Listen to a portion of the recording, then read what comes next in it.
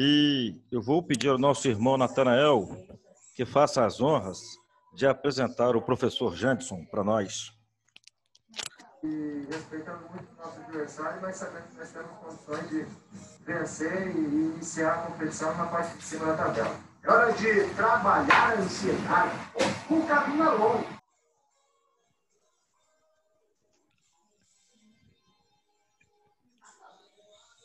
Natanael?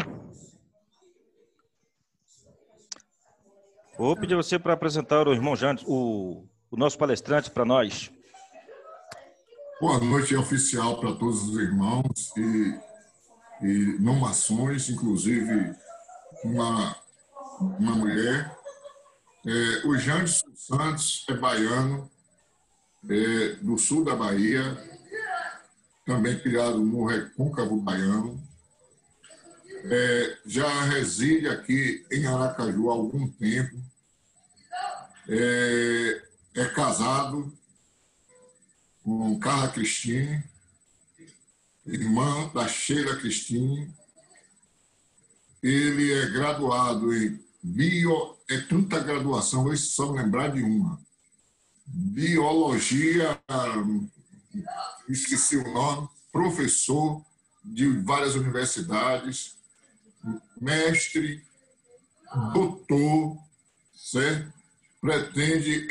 Não pretende sair do ramo, e uma pessoa interessada especialmente nesse Covid-19, nessa doença Covid-19, que é o SARS-2, salvo engano é isso, e por ele ser meu genro e eu sabedor do conhecimento dele, da dignidade dele que ele tem como professor, pelas inovações que ele vem trazendo pelas universidades que ele vem atuando, eu fiz o convite e espero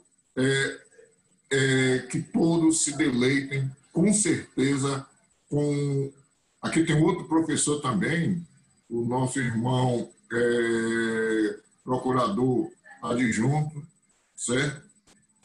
Que vocês se deleitem com os conhecimentos do nosso professor Janderson, num tema atualíssimo. Pelo título da palestra, eu acho que vai ficar muito interessante, porque ele põe a Covid-19 confrontando com as notícias. Então, seja bem-vindo. Estou muito feliz de ter aqui um genro e uma filha e uma neta assistindo essa palestra que há de ser boa. Muito obrigado. Bom, boa noite a todos. Agradeço muito pelo convite, pela oportunidade de conversar um pouco com os senhores aqui, com a senhorita Sheila, fazendo a média, sobre um tema tão importante, né, que modificou aí a vida de todos, né? De certa forma, eu me considero privilegiado porque não perdi meu emprego, né? Do ponto de vista financeiro, não fui afetado. Não perdi nenhum parente, nenhum amigo. Algumas pessoas próximas adoeceram, mas não atingiram aí estágios mais graves da doença. Então, de certa forma, eu sou privilegiado. E tratar esse tema é muito importante porque faz a gente lembrar de outras pessoas que não estão na mesma situação que a gente, né? Pessoas que perderam parentes, amigos e perderam empregos e que de repente nessa hora, agora, exatamente agora, não tem nem mais o que comer. Só que justamente por ser um tema tão importante, né? A gente precisa ter muita responsabilidade quando a gente faz alguns comentários, publica informações nas redes sociais, né? Porque senão a gente acaba tornando a coisa mais complicada ainda. Então, quando o Sr. Natanael me fez o convite, né, eu achei bem interessante e aceitei logo, porque a gente precisa realmente divulgar o máximo de informação sobre a Covid-19. Bom, é um tema muito complexo, então eu vou focar na discussão aqui sobre medicamentos e vacinas e algumas notícias que foram divulgadas aí ao longo dos meses. Não vou me dedicar à discussão sobre ideias de isolamento social ou de quarentena, porque aí já é outro mundo, digamos assim. Tá? Então, eu vou focar aqui na conversa sobre medicamentos e vacinas, né? Além de Sheila, tem mais alguém aqui da área de saúde? Enfermeiro, médico, dentista? Não? Bom, então eu acertei. Que eu ajustei a linguagem, né, da nossa conversa justamente para pessoas que não são da área. Mas também não simplifiquei ao máximo, porque eu tenho percebido que na tentativa de simplificar as informações relacionadas à Covid-19, os sites, né, os meios de comunicação, de alguma forma, têm pecado bastante, né, na divulgação de informações, certo? Então, eu fiz esse ajuste aí, mas também não vai ser aquela coisa assim, água com açúcar, não. A gente vai colocar aí o neurônio para trabalhar um pouquinho. Tá? Eu vou compartilhar aqui a minha tela, que é justamente a tela dos slides, né, que eu vou utilizar para a gente guiar aí a nossa conversa.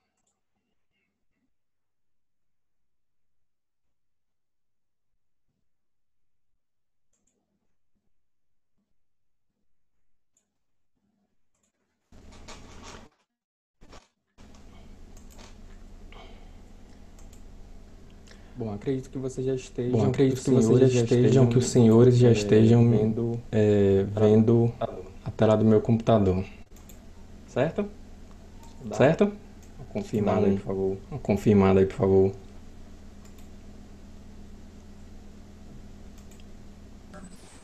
Confirmado, estou vendo. Bem claro e nítido. Ok, vamos lá então. Como o seu Nathanael falou, eu sou o Janderson, né? Sou biólogo, fui formado na Universidade Estadual do Sudeste da Bahia, UESB, lá em Jequié, Cidade Sol, né?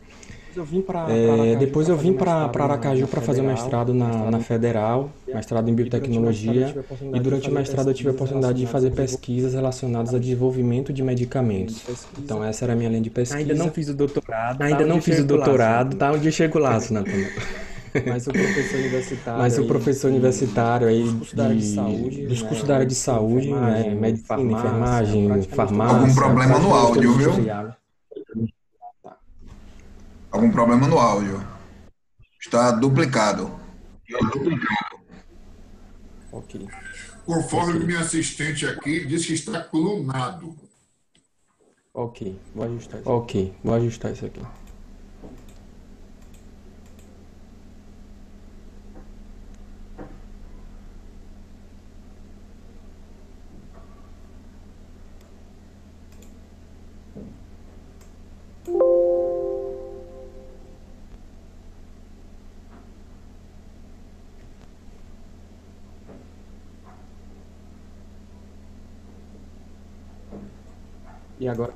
E agora melhorou?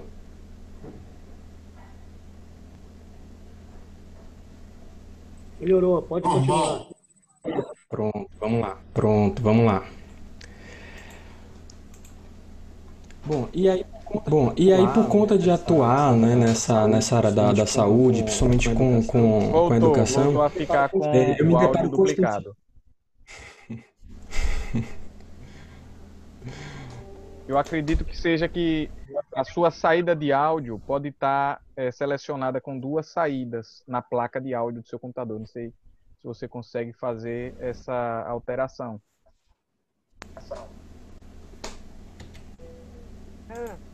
Quando você compartilhou a tela, está saindo o áudio. Aí fica com duas fontes. Não é assim. A que você está falando é a que você compartilha a tela. E essas duas, são as duas esses seus duas contas ativas, as duas estão emitindo som. Você tem que desligar, silenciar o som de uma delas. Eu não tô com duas contas, não, só tô com uma mesmo. Não, mas é na hora de compartilhar. Na hora de compartilhar tem a opção de ter a saída de áudio. Eu acho que deve estar selecionada as duas opções. Sim. Isso. Quando você compartilha a tela, ele automaticamente abre uma segunda conta sua. Você tem que fechar o áudio de uma das duas.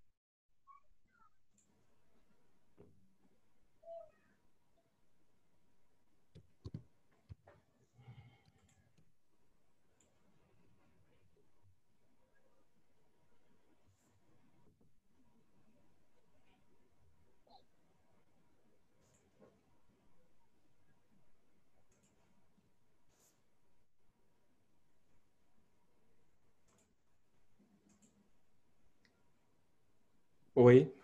E agora? Agora tá certo. Agora não Pronto. duplicou, não, por enquanto. Agora, Vamos torcer para que permaneça assim. Vamos lá.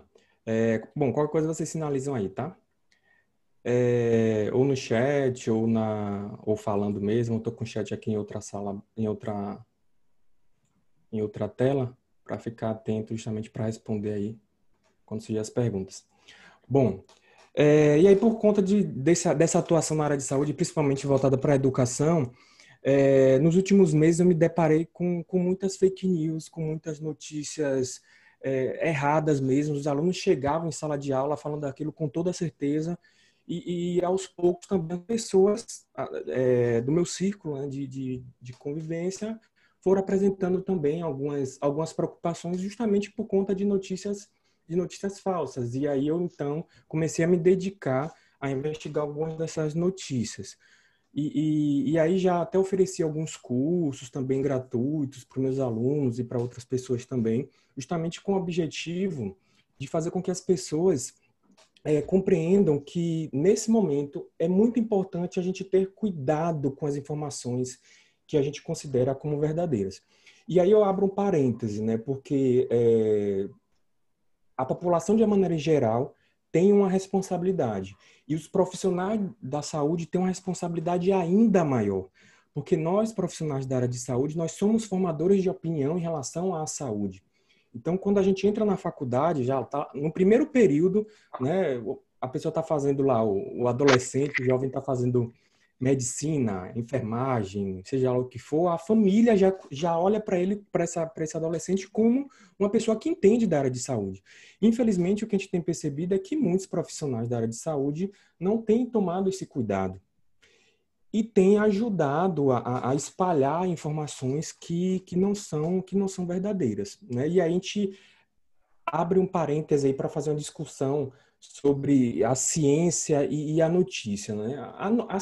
A notícia, a imprensa, de certa forma, ela tem um papel de informar. Ela ajuda a resolver problemas também, mantém a população informada sobre determinados assuntos, né? Mas ela também tem um objetivo de vender, né? Vender produtos, vender serviços e vender ideias também, né? Vender formas de pensar e, de alguma forma, influenciar no que a sociedade pensa, né? E isso é absolutamente normal, sempre foi assim, né? Já a ciência, ela tem o objetivo de solucionar problema. O objetivo da ciência é solucionar os problemas que a humanidade enfrenta, seja eles relacionados à saúde ou não. Só que, infelizmente, né, a gente tem percebido que, com o objetivo de vender ideias, principalmente relacionadas a ideias socioeconômicas ou políticas, a saúde pública ela não tem sido valorizada. E as pessoas que são formadoras de opinião, inclusive profissionais de saúde e o pessoal da imprensa, têm pecado bastante com relação a isso. Então, nessa nossa conversa aqui, não esperem de mim criticar político A ou B, até porque em determinado momento eu vou mostrar para os senhores como que os dois lados erraram em termos de divulgação de informação. É importante lembrar o seguinte, né? O coronavírus, o novo coronavírus, né? O SARS-CoV-2, ele não tem título de eleitor, né? ele não vota, ele não pode ser, a gente não pode votar nele. Então, se a gente olhar para esse problema com a mente, digamos assim, contaminada com ideais socioeconômicos ou políticos, a gente não vai compreender como resolver esse problema, como ficar livre dessa pandemia que tanto prejudicou, né, o mundo e que, se a gente não tomar cuidado, vai, né, se prolongar aí por mais tempo. Bom, eu vou precisar fazer uma abordagem aqui do ponto de vista biológico, né, do ponto de vista orgânico, para que lá na frente a gente entenda por que a gente precisa tomar alguns cuidados com algumas informações que a gente recebe, né, nas redes sociais, via TV e tudo mais, certo? Eu usei o mínimo de termos específicos da área, mas fiquem à vontade para depois a gente conversar sobre eles, tá certo? Bom, em relação ao surgimento da Covid-19, né, da doença, os primeiros registros foram feitos lá na China, em dezembro ainda do ano passado. E aí, a partir de janeiro, isso foi tomando outras proporções, né? Não sabia muito bem o que era aquilo, era uma pneumonia um pouco diferente das demais e que estava matando muita gente. Então, ali nos primeiros meses do ano, ali por volta de março, mais ou menos, foi divulgado um primeiro estudo que trazia mais informações sobre essa nova doença, né? Um estudo que levou em consideração 48 pacientes e 66% desses pacientes tiveram contato direto com o mercado de frutos do mar e animais lá na China, lá em Wuhan. E então foi detectado que era o local assim inicial para a contaminação. Esse estudo também demonstrou as características, digamos, básicas dessa doença, né? Os sinais e sintomas, que seria a febre, tosse seca, dispneia, né? Que é uma falta de ar, mialgia, que é dor muscular, além de fadiga, e linfopenia, que é uma redução drástica aí no número de células de defesa, de glóbulos brancos. Tá? E também foi descoberto que a forma de transmissão dessa doença era justamente o contágio aí com secreções respiratórias, né, com secreções aí da parte superior, digamos assim, das vias aéreas. E também foi encontrada uma taxa de letalidade de 3%, né, que a gente olhando assim para o número bruto pode parecer pouco, mas não é. Primeiro, que isso aí era uma média na época. Se a gente comparar vários países hoje no mundo, a gente vai perceber que essa taxa variou bastante. Até em São Paulo mesmo, em determinado momento, São Paulo chegou a apresentar uma taxa de letalidade de 9%.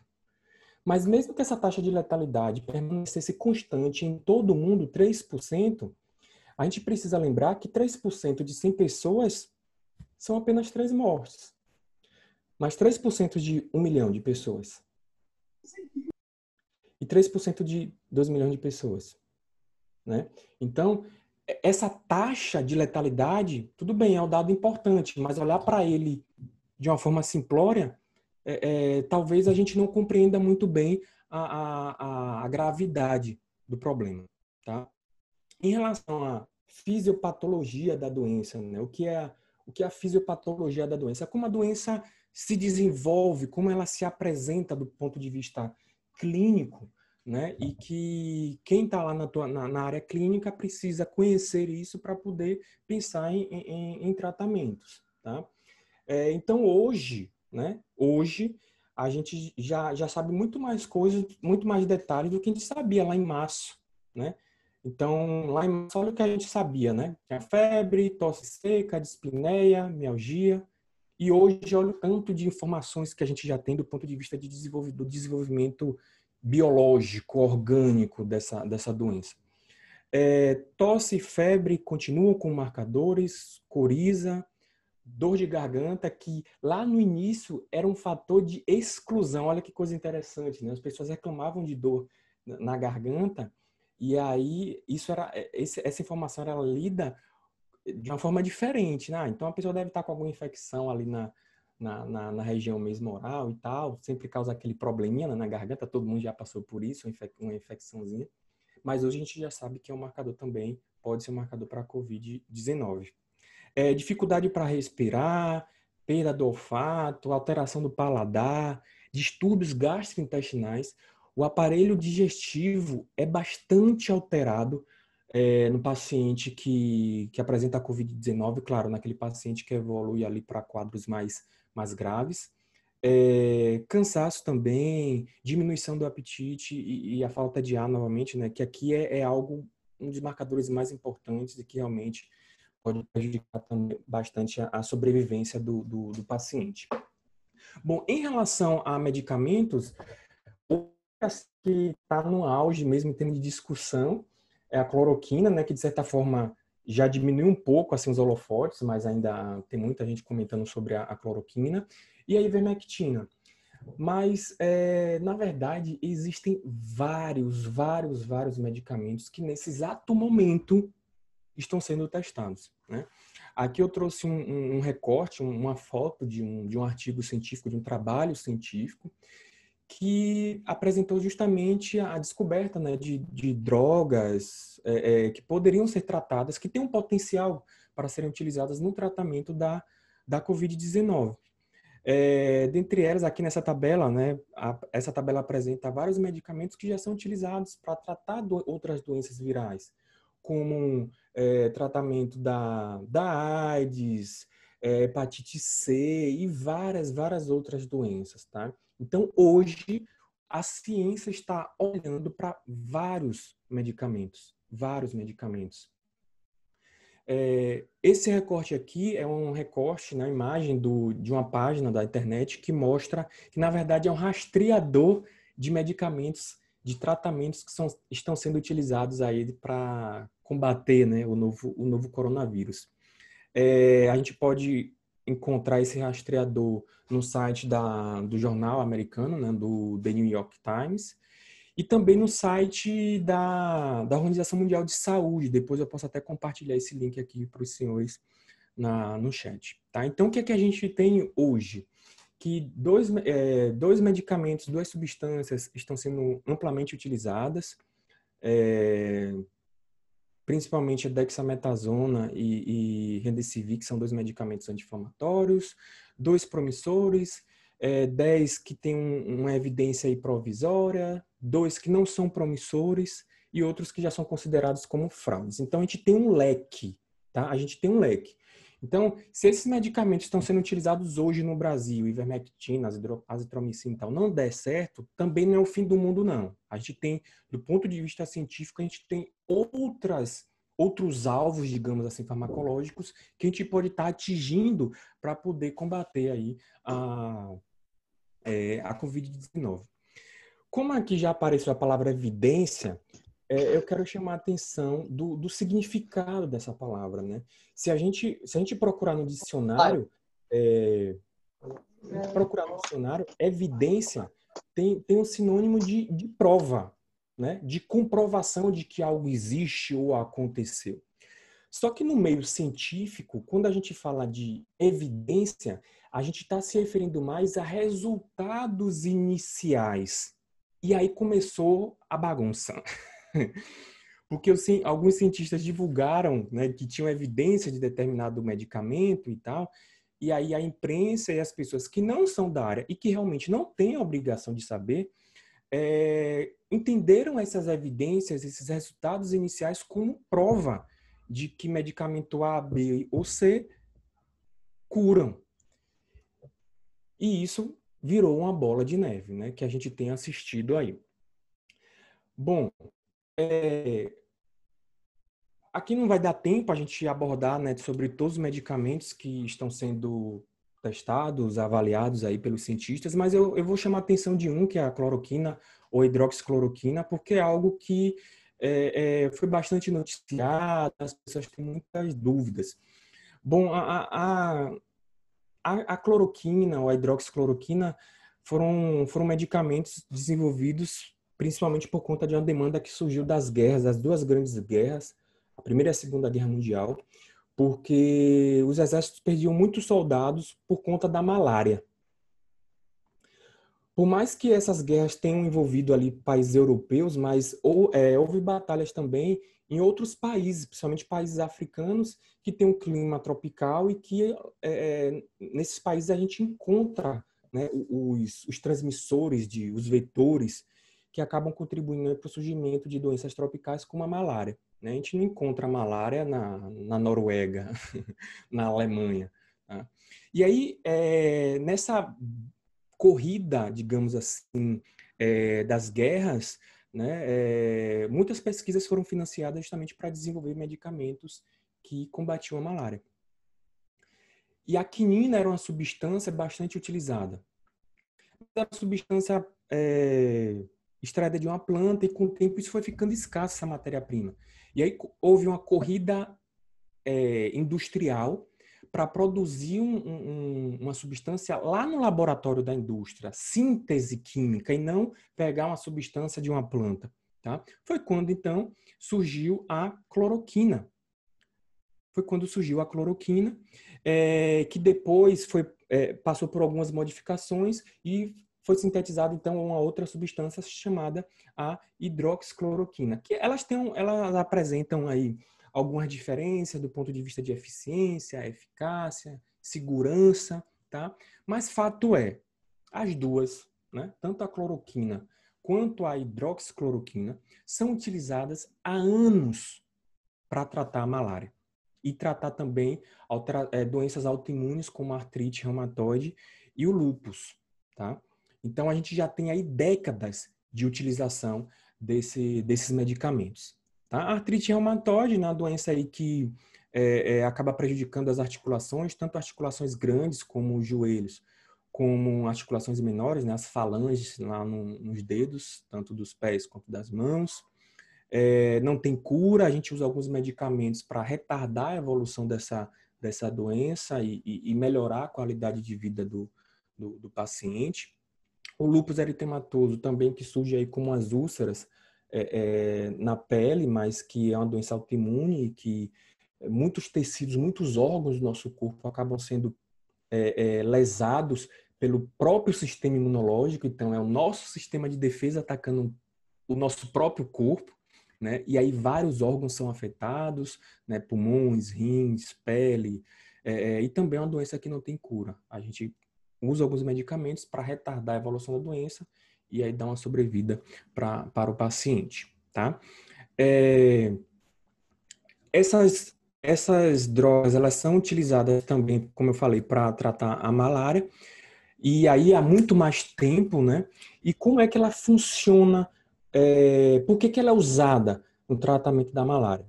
Porque o parasita, né, que causa a malária, quando ele entra na nossa circulação sanguínea, né, porque lá a pessoa foi picada pelo mosquito, e aí injetou, digamos assim, esse parasita, ele vai ficar na corrente sanguínea e vai passar por uma série de órgãos do nosso corpo. Isso a gente não vai detalhar aqui. Mas tem um trecho, digamos assim, dessa infecção que a gente precisa destacar. Que é justamente o que a gente chama de ciclo das hemácias. As nossas hemácias, né? Aquelas células que estão lá na nossa corrente sanguínea que são responsáveis pelo transporte de oxigênio. Muito importante, não? Só que o que acontece? Nas nossas hemácias existe uma substância chamada hemoglobina. E esta hemoglobina, ela é extremamente tóxica para o parasita, que causa a malária. Então, olha o que o parasita fez. Ele desenvolveu uma arma química, que a gente não vai detalhar aqui. O parasita possui algumas substâncias químicas que destroem a hemoglobina. E aí a hemácia vira um paraíso para ele, né? Porque não tem mais aquelas substâncias que era tóxica para ele, que servia como uma defesa natural para a gente. Aí que entra a cloroquina e a hidroxicloroquina, porque essas drogas, esses fármacos, protegem a hemoglobina. Então, se protege a hemoglobina, a gente continua com a quantidade suficiente de hemoglobina para causar essa toxicidade no parasita. Os parasitas morrem, não se multiplicam muito e a gente acaba controlando a doença, tá? Em relação às doenças autoimunes, como é que essa cloroquina, a hidroxicloroquina funciona? Elas agem como um anti-inflamatório. Tanto a cloroquina quanto a hidroxicloroquina inibe o nosso sistema imunológico. Então, se inibe o nosso sistema imunológico, ele não vai atacar aquelas estruturas do nosso corpo, como articulações, né, no caso da artrite, pele, no caso do lúpus, tá? Então, veja só, são drogas, tá, que a gente já usa há muito tempo e que a gente já sabe como funcionam nessas duas doenças, ou nesses dois grupos aí de doenças autoimunes e malária. Isso já está comprovado, é seguro, a gente já conhece os efeitos colaterais. Quais são os efeitos colaterais? Dor de cabeça, sonolência, distúrbios visuais, convulsões. Mas eu quero chamar a atenção aqui desse último, que está relacionado aí com o funcionamento cardíaco, tá? Esses dois gráficos que vocês estão vendo aí representam o que a gente chama de condução elétrica no músculo cardíaco, no coração, né? São feitos ali disparos elétricos que fazem o coração se contrair e bombear o sangue. E essa condução elétrica gera esse gráfico. E cada trecho desse gráfico a gente batizou lá com a sigla, tá? Esse intervalo, esse trecho que está com o colchete aí, com a chave azul, representa um trecho que a gente chama de intervalo QT. Intervalo QT. Na imagem superior, está normal. É um gráfico normal. Na imagem de baixo, já é um gráfico alterado. Se vocês prestarem atenção, vocês vão ver que na imagem de baixo a gente percebe que o intervalo está mais comprido, ele está maior, tá? Olha onde se termina, olha onde o de cima termina, tá? Então, e esse gráfico aqui de baixo, ele representa justamente essa condução elétrica de pessoas, não de todas, tá? Mas é um efeito colateral da cloroquina. Qual o prejuízo disso? Quanto maior esse intervalo, menor a frequência cardíaca. Ou seja, quanto maior o intervalo QT, mais lentamente o coração vai bater. Ah, mas esse medicamento não é utilizado para essas doenças há muito tempo? Sim, mas são doenças que geralmente não causam problemas cardíacos. E esses efeitos são mínimos. Esses efeitos no coração, né, desses pacientes com malária e com problemas autoimunes. Então, são efeitos colaterais, sim, não são observados em todos os pacientes. E isso faz com que seja uma droga segura para tratar essas doenças. Eu estou sendo bem repetitivo porque isso é muito importante mesmo, tá? Um paciente com outra doença pode apresentar alterações orgânicas que fazem com que essa droga agora se torne muito perigosa. Vou dar um exemplo. Se a gente administrar, por exemplo, a cloroquina para um paciente que já tem a função cardíaca bastante prejudicada, um paciente que já infartou, um paciente que tem uma série de problemas. Essa condição do paciente agora, que tem alteração cardíaca, vai ser somada ao aquele efeito colateral da cloroquina. Certo? Então, por mais que seja uma droga que seja utilizada aí há 50 anos, isso não faz dela uma droga segura para tratar qualquer outra doença. A gente tem que analisar o perfil fisiológico, orgânico desse paciente agora que está com essa nova doença, tá? Essa é a questão, tá? Bom, em relação às vacinas, também existe aí na internet um rastreador de vacinas confiável também, publicado lá pelo The New York Times, né? Quem tem uma dificuldade com o inglês é só acessar o site, clica com o botão direito do mouse, pede para traduzir para o português e você consegue ler, tá? Não vai ficar sem informação por causa disso. E também no site da Organização Mundial de Saúde. E hoje, ao contrário do que muitas pessoas imaginam, né, que a gente só ouve falar de 2 ou 3 vacinas, existem mais de 100 vacinas sendo testadas, pessoal. Mais de 100. A ciência nunca trabalhou em tão pouco tempo, digamos assim, para o desenvolvimento da doença como a gente está trabalhando agora. Já tem vacinas aí na fase 3. Geralmente a gente demora anos para sair da fase pré-clínica para a fase 1. Então, isso está ocorrendo de uma forma bastante acelerada. Já existe uma vacina, desculpa, que foi aprovada, vamos falar assim, entre aspas, né? É uma vacina chinesa, desenvolvida lá por uma empresa chinesa e por militares pela Academia de Ciências da China, e que não passaram pela eles não passaram pela fase 3. Então, isso é bastante questionável, mas eles já estão, de certa forma, usando isso em funcionários das estatais chinesas que precisam ir para outros países, principalmente a estatal que atua na área de petróleo e também militares. Tá?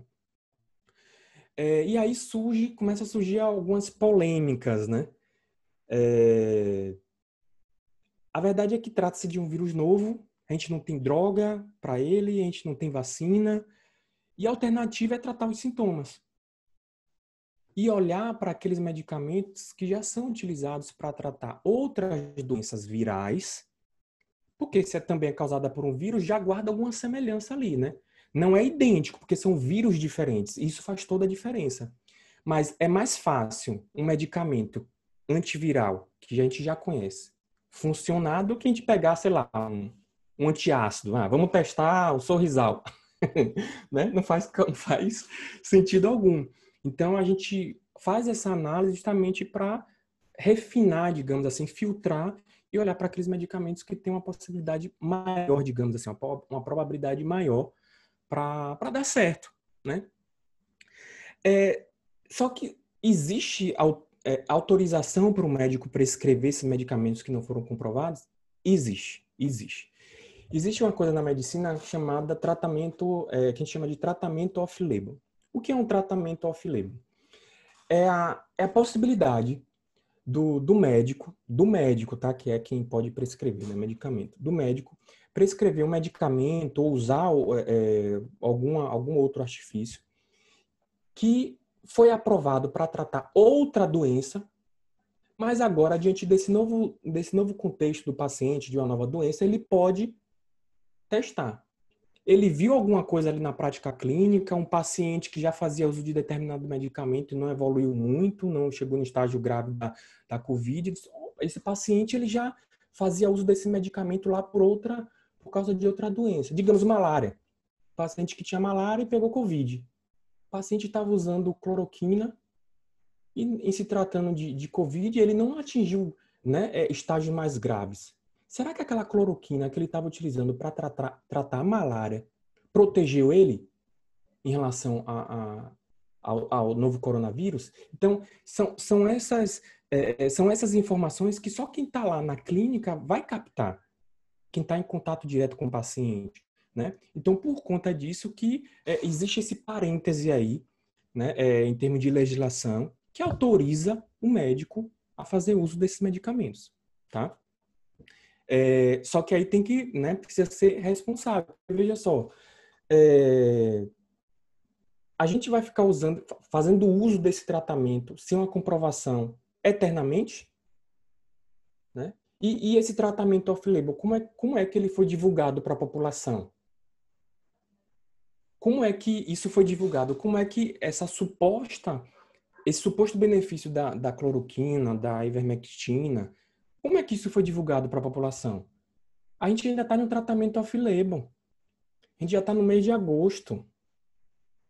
Quantas pessoas foram tratadas usando esses medicamentos? E a gente ainda não alcançou uma certeza. Por que a gente não alcançou uma certeza? Porque não foi obedecido o rigor científico, né? E, na verdade, essas pessoas estão servindo como cobaia, só que a gente não registra isso da maneira que deveria. Ou seja, a gente está expondo as pessoas a um risco, né? Porque é um risco, sim, mas diante da situação drástica e tudo mais, as pessoas aceitam passar por isso e não tem nenhum problema, né? Cada um que tem que tomar sua decisão. Mas se as pessoas estão estão se arriscando, até mesmo por uma questão de respeito à vida dessas pessoas, a gente tem que usar da melhor maneira possível esses dados. Tá? Então, infelizmente, isso não está sendo feito nos hospitais aí mundo afora, né? Porque se tivesse sido feito hoje, exatamente hoje, a gente já teria uma comprovação ou não de que a cloroquina funciona, que a azitromicina funciona, que a ivermectina funciona. Tá?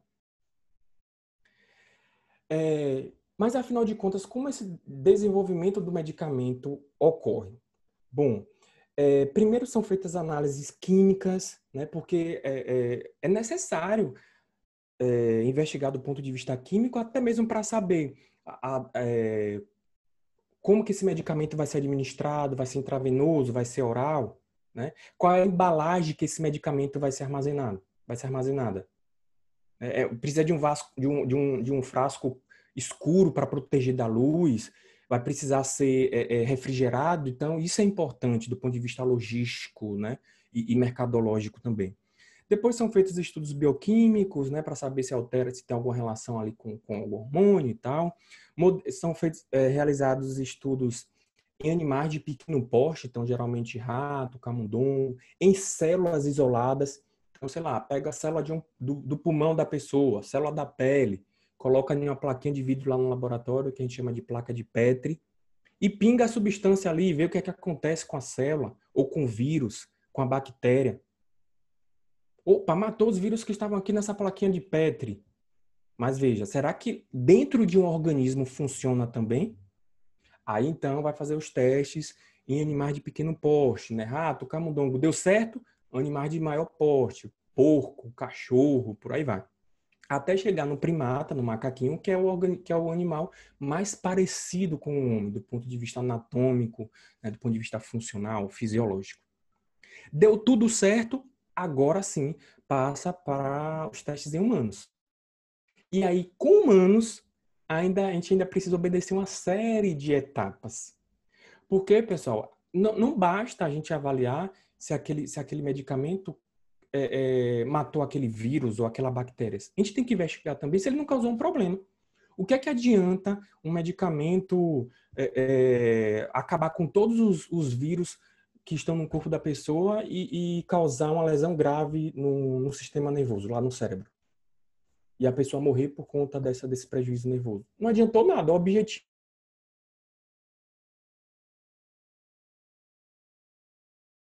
Por isso que são obedecidas, digamos assim, essas fases. Vai ser testado primeiro em voluntários saudáveis, para ver se tem algum efeito tóxico, né? Depois vai ser testado na população-alvo. Quem é que forma essa população-alvo? As pessoas, os doentes, tá? E são feitos estudos aí controlados e multicêntricos. O que são esses estudos controlados? São estudos nos quais eu tenho grupos de pessoas. Uma pessoa vai tomar o medicamento e a outra não. E o outro grupo não. Porque eu preciso... Como é que eu vou dizer que algo funciona se eu não tenho uma referência para comparar? Lá no final eu vou ter que olhar para esses dois grupos e dizer, olha, os dois grupos estavam doentes. Mas o grupo que tomou o medicamento está melhor que o grupo que tomou um placebo, que não tomou o medicamento. Sem esse grupo controle que tomou placebo, eu não consigo controlar o grupo que tomou o medicamento com nada. Então, não tem uma referência.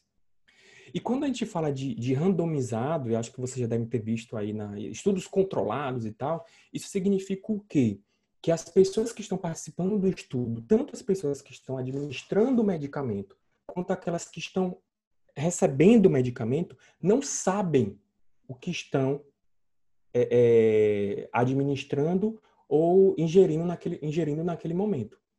Elas são avisadas, né? O paciente que vai participar do estudo, ele é avisado de que você vai receber uma substância que pode ser tanto um placebo quanto um medicamento que a gente vai testar. E a pessoa que está administrando, que está avaliando o paciente, ela também vai às cegas, como a gente chama.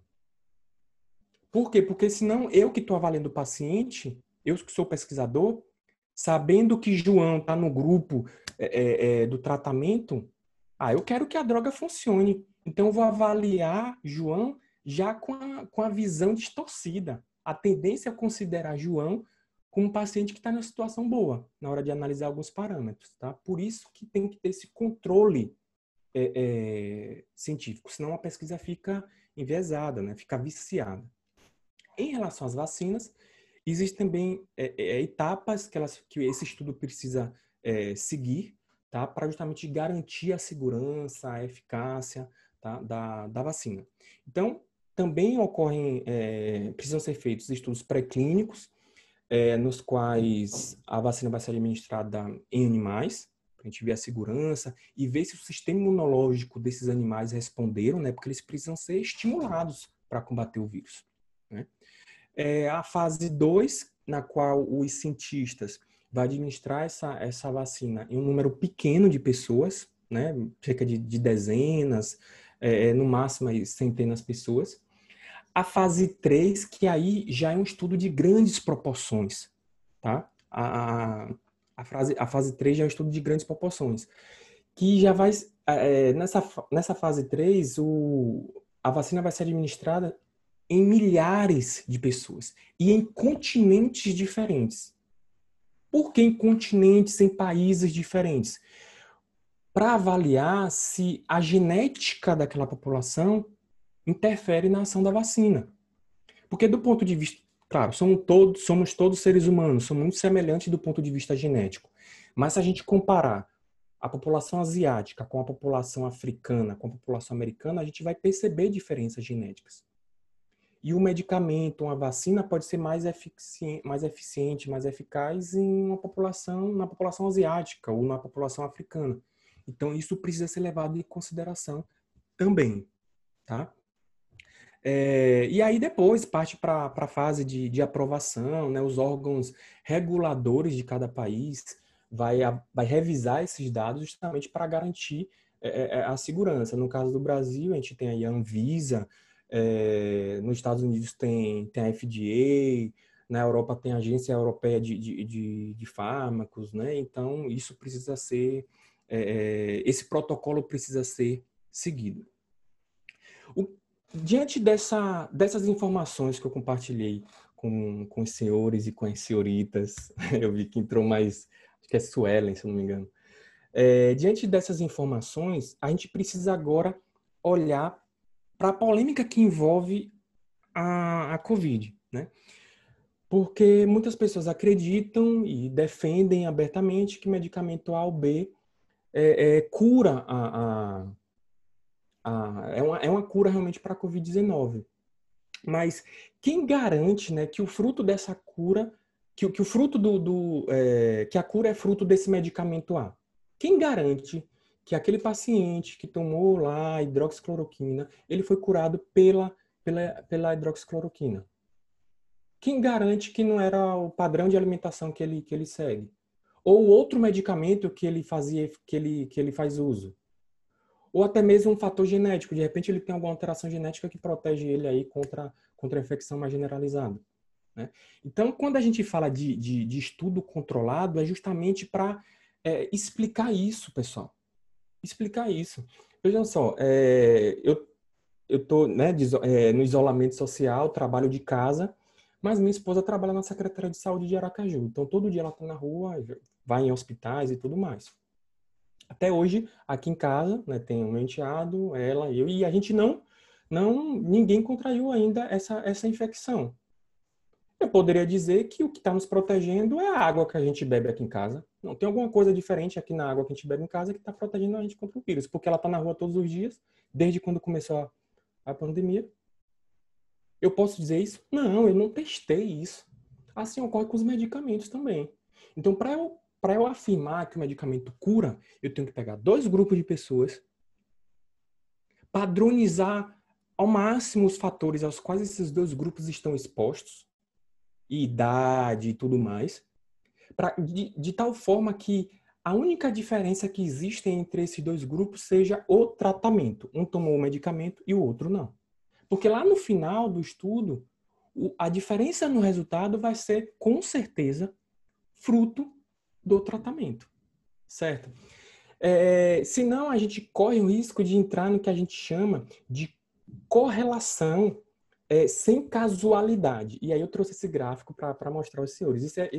Esse é um conceito de estatística, mas não se preocupem que não é da área, tá? Mas esse gráfico é bem interessante. Ó. Esse gráfico mostra o seguinte. Tem 2 linhas aqui, né? Um azul representa a venda de sorvete. E a outra linha representa ataque de tubarões. O que é que a gente percebe aqui? Ó? Que quando aumenta a venda de sorvetes, também aumenta o ataque de tubarões, não é isso? Lá em julho, agosto, teve um pico aí de venda de sorvete e ataque de tubarões. Olhando para esse gráfico, pessoal, olhando só para esse gráfico, eu posso dizer que tem uma correlação. Que quando aumenta a venda de sorvetes, aumenta o número de ataques de tubarões. Mas vamos parar para pensar um pouquinho. O que é que uma coisa tem a ver com a outra? Como é que a venda de sorvete vai impactar no ataque de tubarões? Isso é o que a gente chama de correlação sem casualidade, ou seja, coincidência. Uma coisa não causa a outra. Então, quando o paciente vai à unidade hospitalar e é administrado para ele o medicamento A, e ele não participou de nenhum estudo controlado, esse paciente se recupera, a gente não pode dizer que o paciente foi curado por conta daquele tratamento. Não, não pode. Não pode. Estão fazendo isso, usando esse protocolo de tratamento porque a lei permite, né? Que é o que a gente chama lá de tratamento off-label. E tem que fazer mesmo.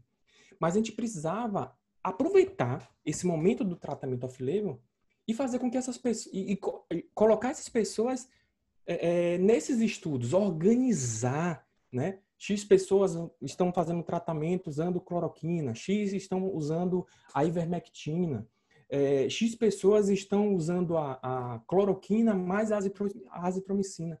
Olha o tamanho do estudo que a gente poderia fazer, que a gente, na verdade, já poderia ter feito, né? Já que se passaram tantos meses e muitas pessoas já foram submetidas aí a esse tratamento, né?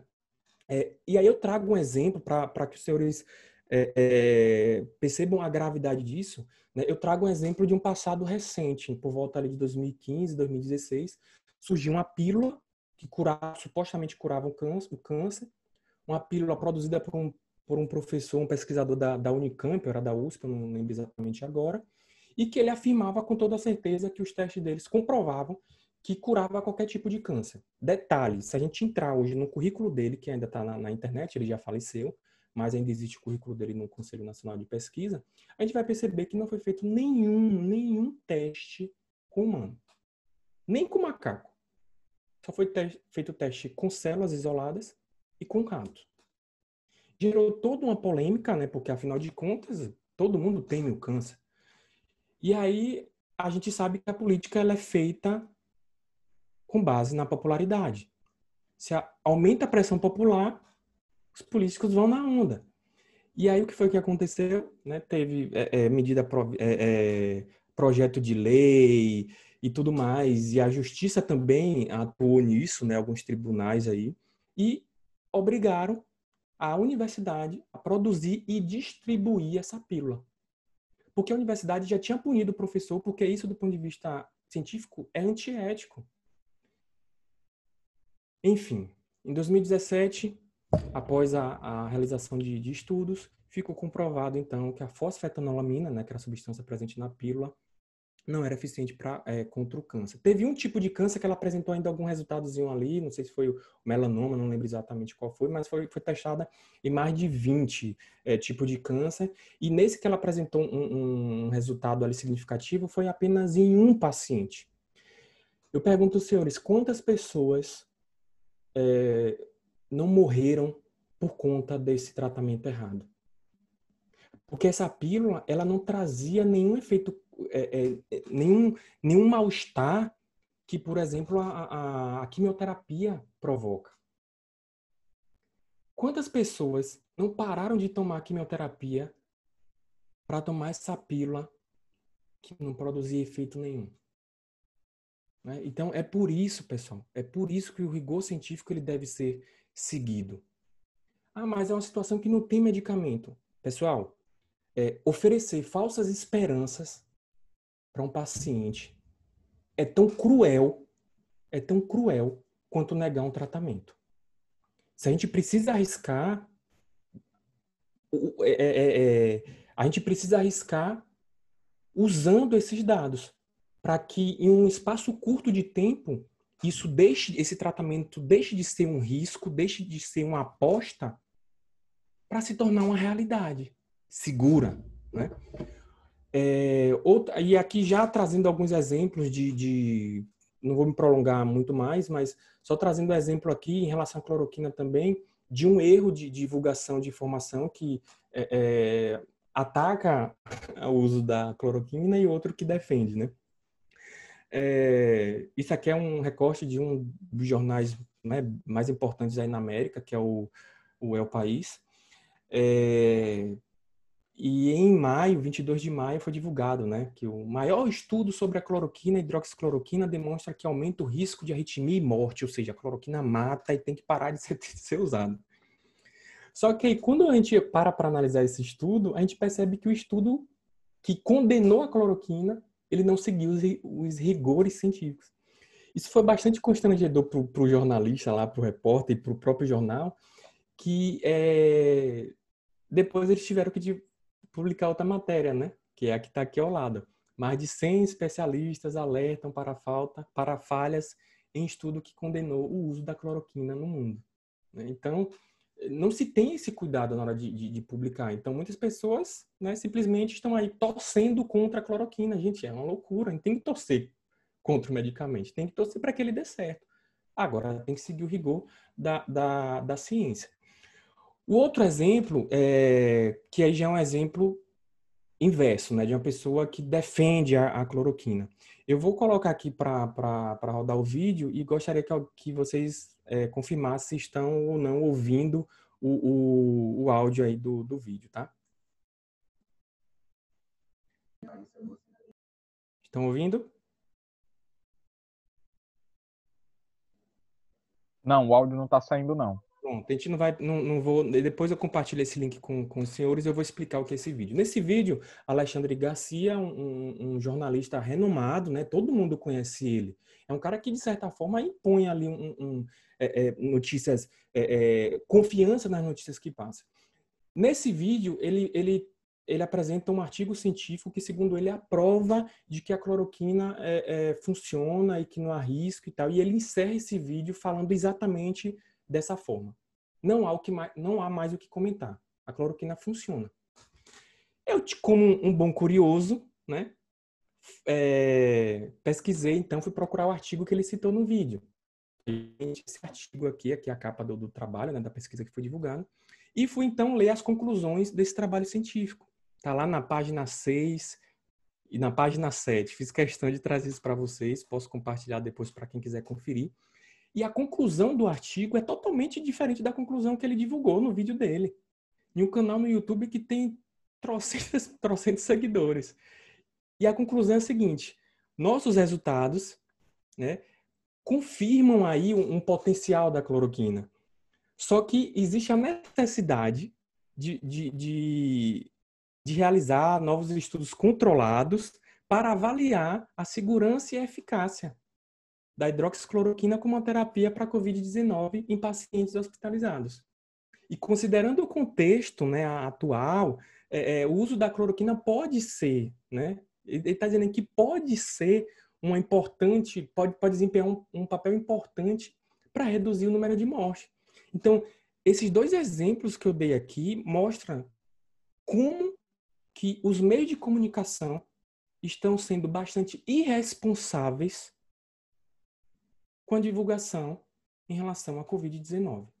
E, obviamente, são meios de comunicação que defendem aí, a gente por trás, analisando as outras publicações desses jornais e desses jornalistas, a gente percebe que uns estão defendendo mais a direita e, de certa forma, defende ali Bolsonaro, porque Bolsonaro defende, né, o uso da cloroquina, e o outro meio de comunicação fica divulgando também informações que não são corretas sobre a cloroquina para, de alguma forma, atacar o presidente Bolsonaro.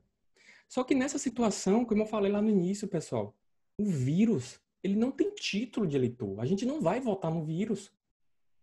E ele está acabando com a vida de todo mundo. Rico, pobre, preto, branco, índio, tá todo mundo tendo prejuízo. Quem ainda não teve, uma hora pode ter. Ou perder um paciente, perder um amigo, ou perder um emprego. Eu sou professor universitário, eu ainda continuo com o meu emprego.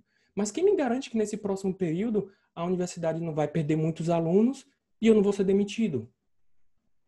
essa situação não pode ser analisada do ponto de vista político de forma alguma, independente do canal, do veículo de comunicação através do qual você recebeu a informação. O segredo é: confirme a informação. Vai procurar outro jornalista, muda de canal aí na TV. É importante você assistir aquele canal que você detesta. Você assiste o que você gosta e o que você detesta. Vai lá no YouTube, acompanha algum jornalista, assiste aquele que você gosta e aquele que você detesta. Pessoal, a contradição que faz a gente evoluir, a contradição que faz a gente não pensar pela cabeça dos outros. Infelizmente, essa pandemia ganhou proporções maiores justamente por conta dessas fake news.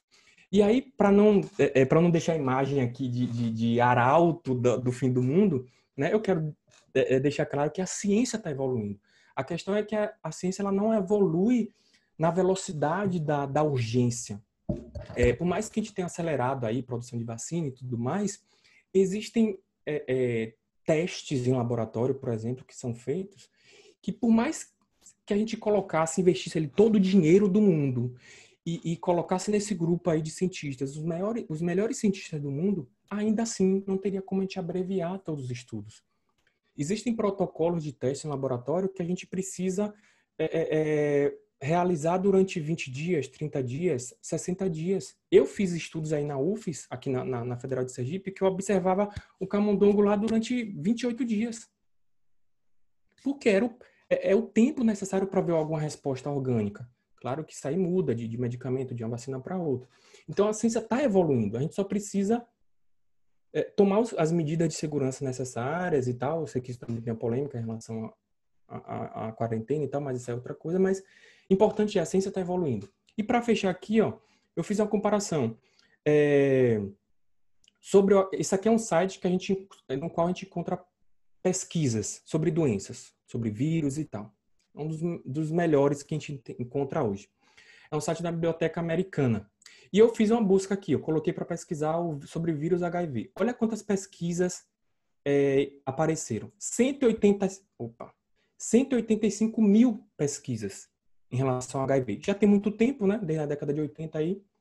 E aí eu pesquisei sobre o SARS-CoV-2, que é o vírus da Covid-19. Essa pesquisa aqui, se vocês olharem no cantinho aqui da tela, da imagem, vocês vão ver a data.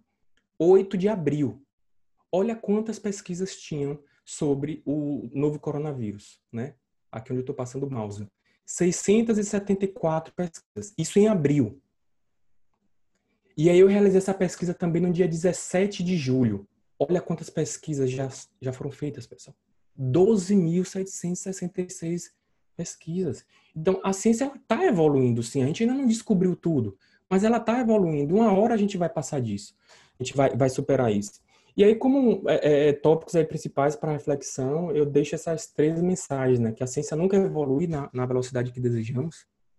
A gente precisa ver como são os protocolos desses estudos aí que são divulgados na mídia, como esse registro está sendo feito, independente de quem divulgou essa informação, tá? Seja jornalista que você acredita, que você gosta ou não. E é muito importante lembrar que nós somos formadores de opinião e a gente precisa ter essa responsabilidade em relação à informação que a gente divulga nas redes sociais, família, amigo, pessoas que trabalham junto com a gente, tá certo? Então, era isso que eu tinha para conversar com os senhores e com as senhoritas. E estou aberto aí para a gente bater um papo.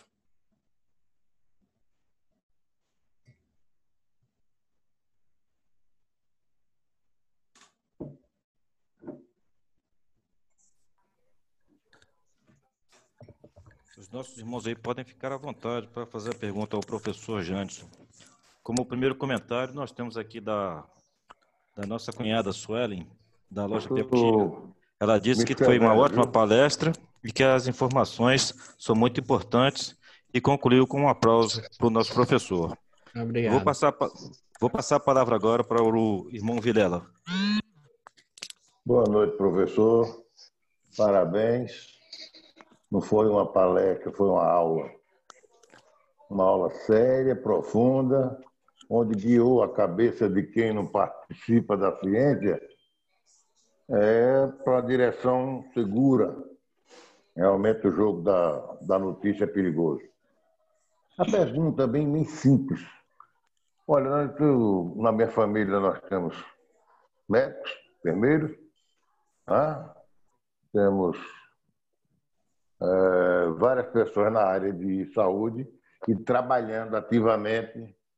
Eu chamo os soldados, os realmente heróis, que na hora colocam sua vida para salvar dos outros. É fantástico esse pessoal da saúde hoje. Não?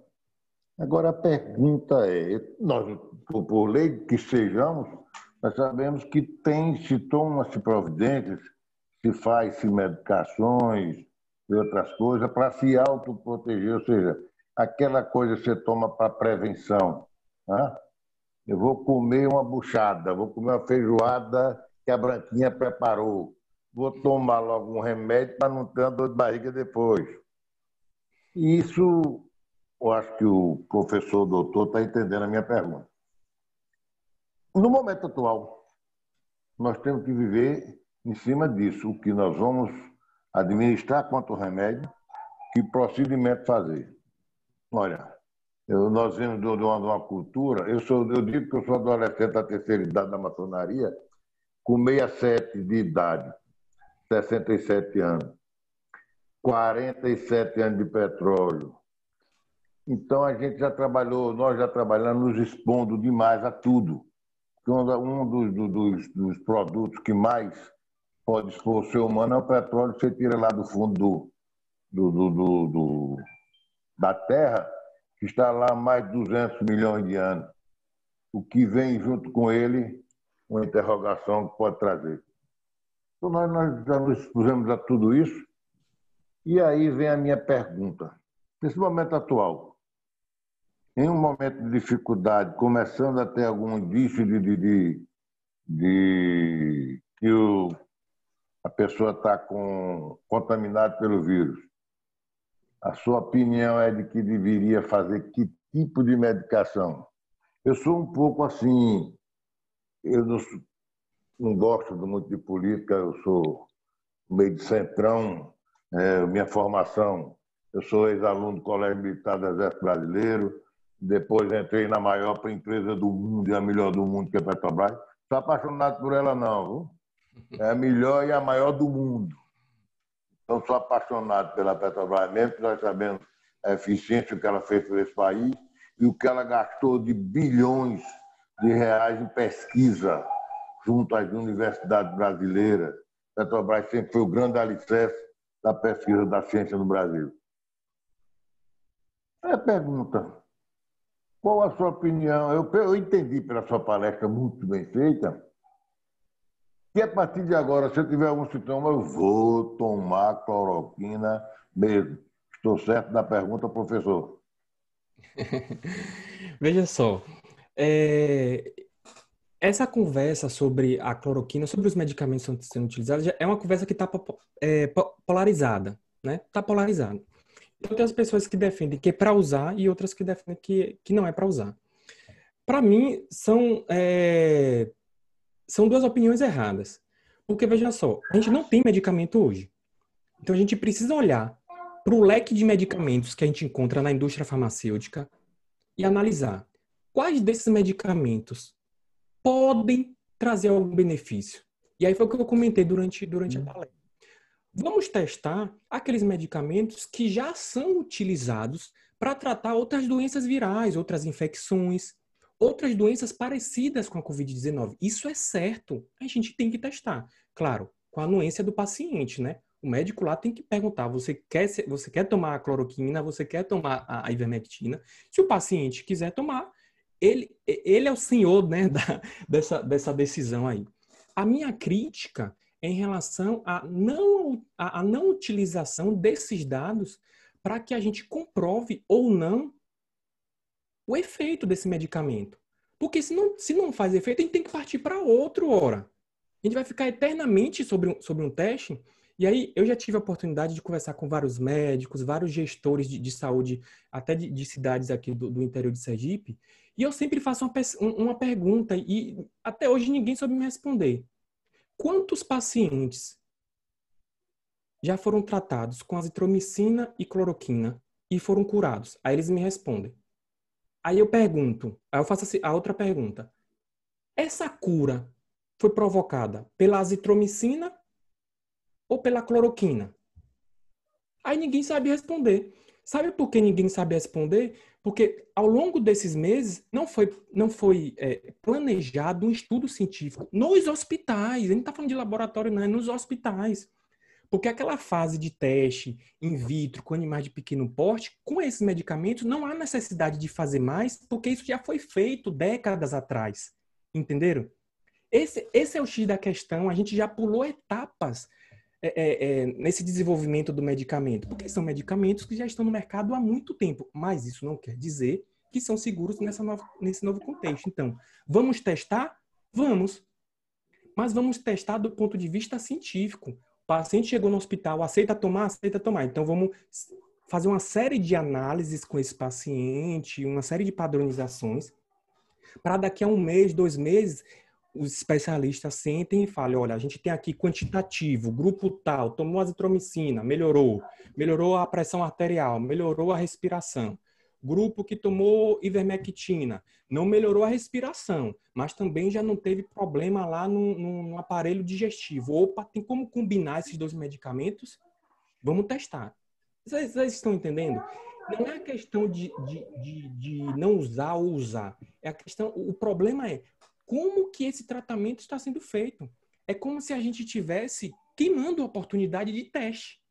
Se continuar da forma que está hoje, a gente vai chegar em 2030 e ninguém vai saber ainda se o negócio funciona ou não. Essa é a questão. Essa é a questão. Entenderam? Esse é o problema. A gente já tem 8 meses, gente, de pandemia. Já era para a gente ter essa certeza. Obrigado pela boa resposta, mas é bom quando a gente faz uma pergunta que todo mundo entende qual é a finalidade da pergunta. Mas a Cheirinha parece que quer falar alguma coisa sobre minha pergunta. Desligando o fone. Beleza. Agora eu vou passar a palavra para o irmão Natanael e depois para o nosso irmão Lorival Mariano. Natanael com a palavra. Obrigado aí pela oportunidade. Meu caro professor Jânio, eu não vou colocar você numa saia justa. Eu tive a oportunidade de assisti-lo não me lembro o nome, eu estou muito desligado em redes sociais.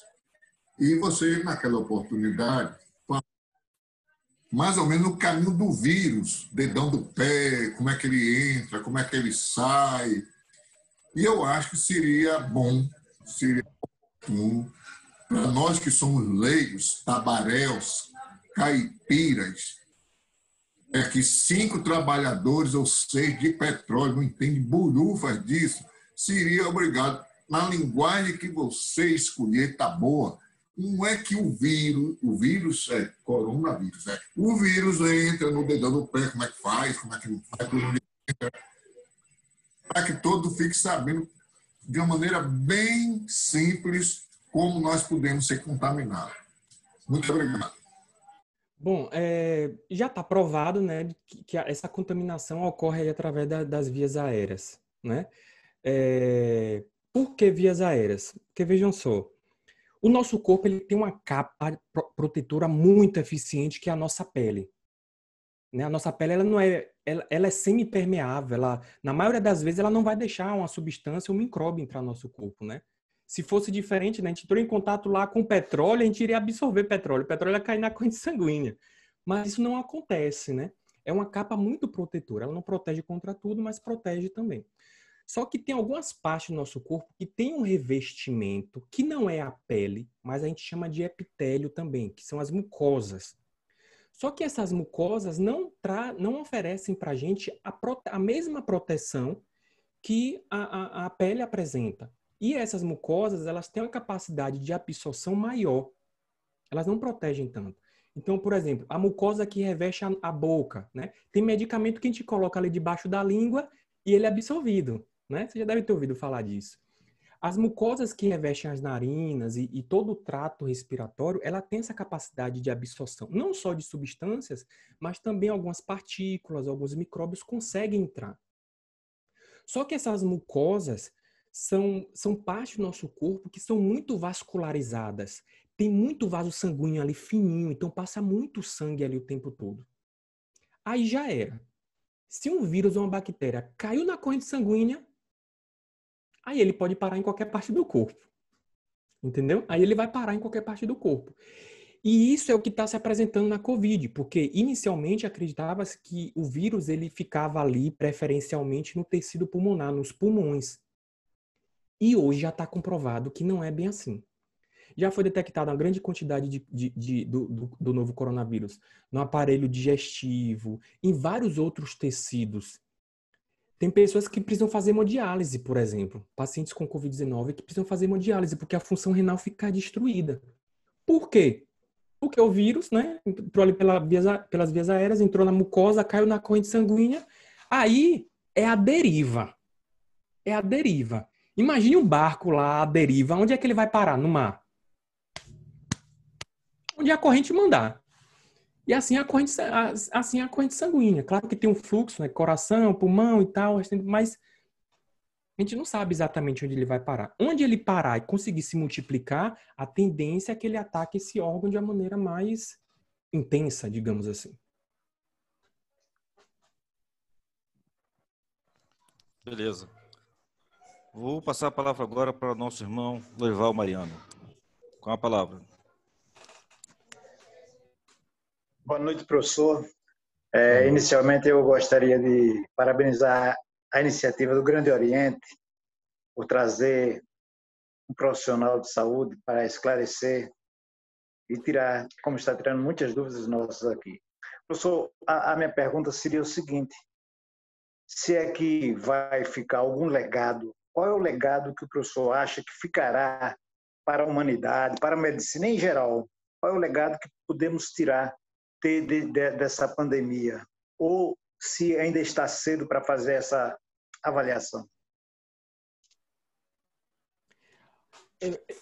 Assim, eu acredito em dois legados. Eu acredito em dois pontos específicos. Digamos que eu sou mais um entusiasta do que eu sou mais um entusiasta. Não estou vendo, assim, muito futuro, não. Mas eu sou entusiasta, então vou falar. Quais são os legados? O primeiro em relação ao controle sanitário. Alguns países ali do Oriente Médio, da Ásia também, estão se saindo muito bem no controle da pandemia. Mas por que isso?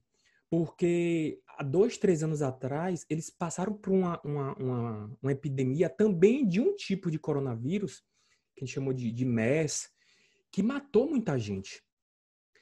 E aí, esses países, eles criaram estruturas sanitárias de controle de doenças que, quando surgiu agora o novo coronavírus, eles puderam agir.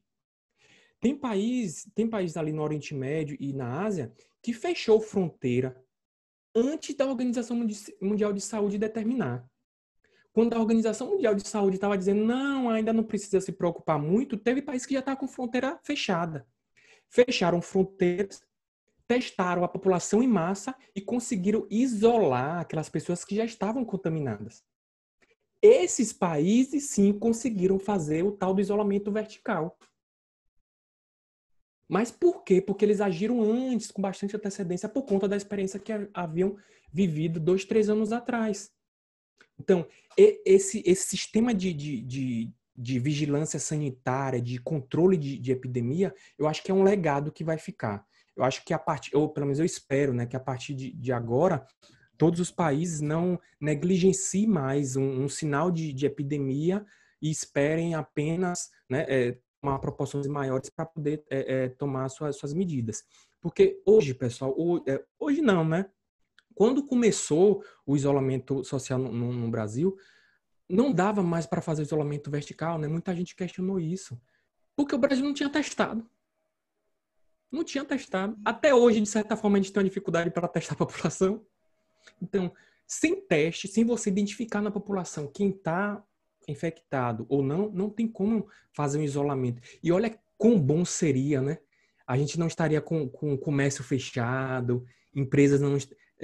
claro que com certeza empresas iriam fechar porque a crise é mundial, mas não seria essa quantidade toda do que a gente está visualizando aí, de desemprego e tal. Mas tudo isso aconteceu por quê? Por negacionismo à ciência. Então, esse é um legado que eu acho que vai ficar, o controle sanitário. O outro legado, aí é uma torcida minha, eu não sei se vai ficar, mas é uma torcida minha, que é a responsabilidade em relação à informação. Porque nos últimos anos o que a gente percebe é essa irresponsabilidade. A Covid-19 foi a cereja desse bolo amargo. Porque nos últimos anos a gente viu informação que negava a eficiência de vacinas e de várias outras coisas. E começou a voltar aí, a aumentar o número de casos de doenças que estavam controladas. Há quanto tempo a gente não vê problemas relacionados a sarampo? Olha, sarampo é uma doença antiga cá para nós. Nos últimos anos, o número de casos de sarampo aumentou muito. E não foi só no Brasil, não. E isso está inteiramente ligado com notícias falsas. Vocês entram na internet, aí vocês encontram sites e sites afirmando que a vacina tal é para controlar a população, é para matar não sei quem, é do partido tal, é capitalista, é socialista, é comunista. O resultado da informação falsa relacionada à saúde é a morte. O resultado da informação falsa relacionada à saúde é a morte. E aí a gente tem que escolher de que lado a gente está, das pessoas que defendem a vida ou das pessoas que estão estimulando a morte. Independente da ideia socioeconômica, política, religiosa que você tem. A gente tem que defender a vida. Né? Acho que esse é o importante. Então, acho que vai ficar esse legado. Eu espero que fique esse legado de responsabilidade com a informação que a gente divulga. A população de maneira geral, mas também os mecanismos, os meios de comunicação. Mas tá um pouco difícil, né, de socorrer. Tá bom, professor. Muito obrigado pela resposta.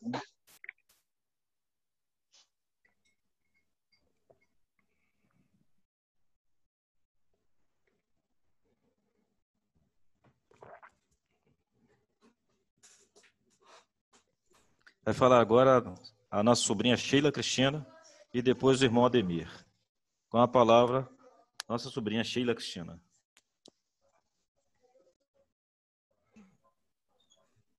Boa noite, gente. Vocês estão me ouvindo? Sim. Pronto. Queria parabenizar meu cunhado. Eu acho que é a segunda, terceira, 15ª palestra dele que eu assisto. Ele sabe disso. Eu admiro ele como profissional. Como cunhado, mais ou menos. Mas como profissional, eu admiro. Tô brincando. Ele sabe disso. Eu gostaria de... Para quem não me conhece, eu sou filha de Natanael, né? Professor Jânio é casado com minha irmã, né? E eu sou biomédica, eu já sou biomédica há 20 anos, trabalho no USE, tenho trabalhado diretamente no enfrentamento dessa pandemia. E tenho algumas colocações, acho que importantes, de um jeito um pouco diferente para abordar. O Vilela, ele perguntou aí, né, com as palavras dele, usa ou não usa a cloroquina? Eu quero fazer um paralelo assim, para que todo mundo entenda. Por exemplo, remédio para dor de cabeça. Tem Novalgina e tem Anadol. Né? Como exemplo, eu estou utilizando dipirona e paracetamol. Então, Sheila, posso me dar muito bem com Anadol. Basta tomar um comprimido e minha dor de cabeça passa. Já Carla, minha irmã, que tem enxaqueca, ela pode tomar os dois remédios em conjunto, que a medicação não vai funcionar. Ela tem que tomar uma terceira medicação diferente, é bem mais potencializada para amenizar a patologia, a dor de cabeça dela. Então, essa questão de usar ou não usar a cloroquina, se o paciente, a pessoa que está doente, vai decidir ou não usar aquele medicamento, é uma linha assim, muito perigosa, essa parte da automedicação. Eu sempre também me coloquei à disposição para os conhecidos me abordarem, fazerem perguntas sobre isso. Eu recebi muitas perguntas. Sheila, na sua opinião, eu uso ou não uso a hidroxicloroquina? Uso ou não uso azitromicina? E minha resposta sempre foi, depende, pergunte para o seu médico, porque eu não sei avaliar. Eu sei, né, as pessoas me contavam quais eram os sintomas, mas eu não sei até que ponto esses sintomas que você está sentindo por causa da Covid está prejudicando o seu organismo, se esse medicamento vai lhe causar algum benefício. Ah, mas eles estão usando nas pessoas que estão na UTI, que estão entubadas, com dificuldade respiratória. Tem outra coisa que é muito importante também, que quando você está naquela situação, que o paciente não está respondendo a nenhum medicamento, que não está respondendo ao tratamento que está sendo ofertado para ele, tem como existe na literatura, tem a licença poética na medicina que diz assim, olha, vamos tentar. O medicamento não está autorizado, não foi aprovado ainda, é utilizado para outra patologia, para outra doença. Mas neste último caso, o que importa é a vida. E se há uma mínima chance de salvar essa vida, a gente vai tentar.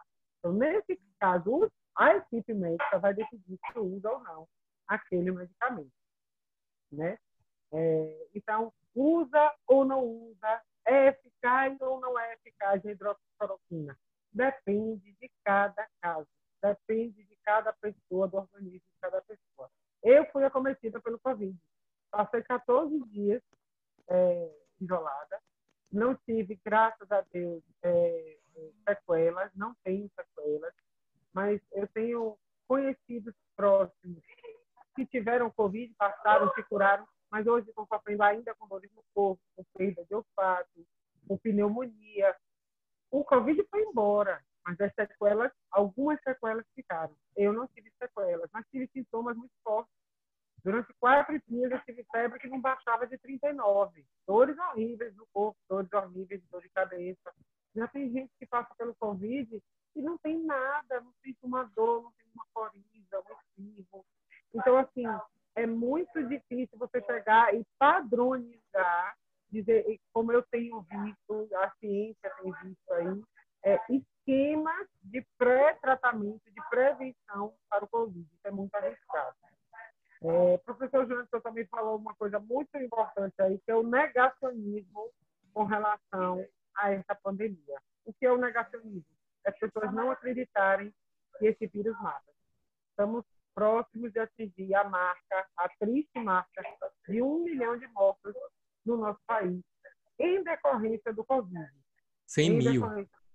100 mil, desculpe. Obrigada. 100 mil. Não é só um número, são 100 mil famílias que foram atingidas por esse mal. Eu vou dar um exemplo, vou citar o nome que não é merchan, não.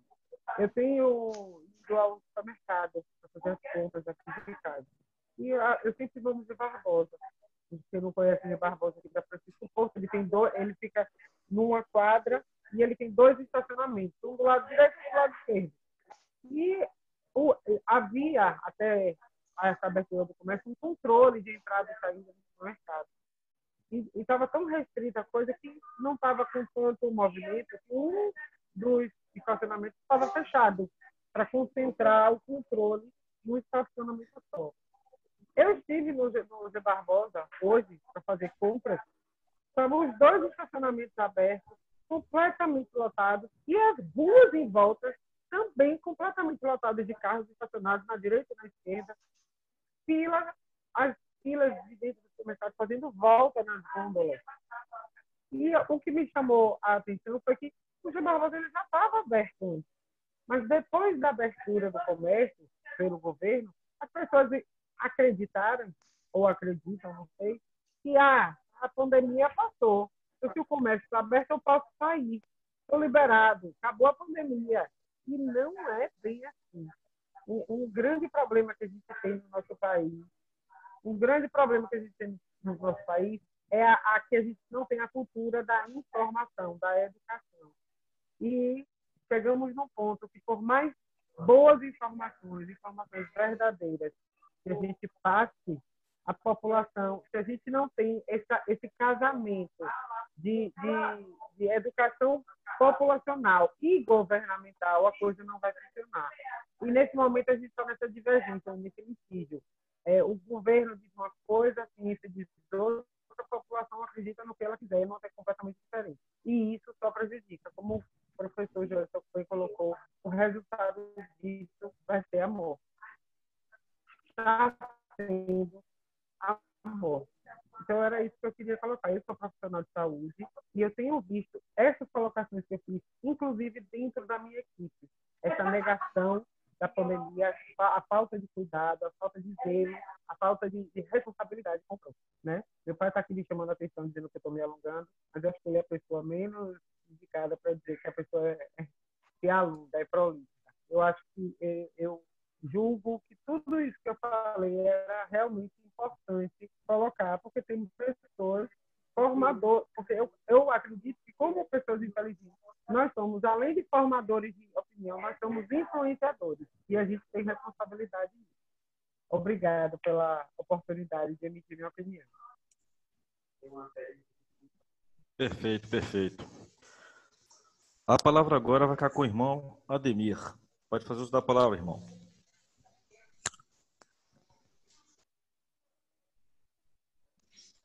Ademir, liga o seu microfone.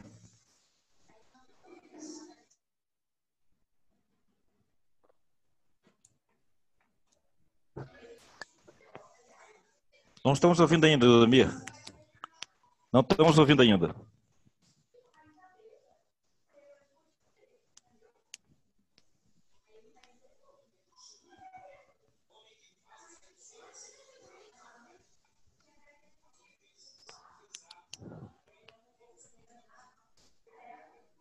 Ainda está em silêncio, Ademir. Liga aí o microfone aí.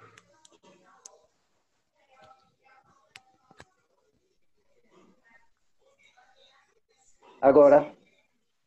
Perfeito. Agora sim? Beleza. Professor Janderson, boa noite. Prazer em conhecê-lo, meus irmãos. Um prazer revê-los. E eu queria fazer só um registro. De que, porque, na verdade, nós ainda desconhecemos muita coisa da Covid. Eu tenho como exemplo uma família amiga nossa, em que o marido e a esposa são hipertensos, diabéticos, em altos graus. E tem uma filha que tem 28 anos, o que ela tem de problemas é apenas uma rinite alérgica, não é hipertensa, nem é diabética. Ela contraiu a Covid e, no entanto, eles em casa, os dois em casa, se tiveram a Covid, não tiveram sintoma algum. Ela passou 14 dias fazendo tratamento, enquanto que eles nada tiveram. Então, fica assim, já que eles estavam os três em casa, a tendência era os três terem a Covid, contrair a Covid, mas não. Ele fez o exame, ele é enfermeiro, ela é prendada do lar, ela não trabalha, ela é enfermeira do USE, era do USE, agora é só na prefeitura. E deu negativo o exame que os dois fizeram. O negócio é bem interessante, né? Agora, o que eu queria saber, professor, na realidade, o que é que se tem de concreto? O tempo de vida do vírus fora do corpo humano, quando ele é colocado em qualquer ambiente, em uma tábua, um mármore, coisa desse tipo assim. Você vai lá, toca e é contaminado, se passar nos olhos ou em alguma mucosa. Qual o tempo de vida, o que tem de real sobre isso, de verdadeiro, sobre o tempo de vida do vírus fora do corpo humano? O vírus é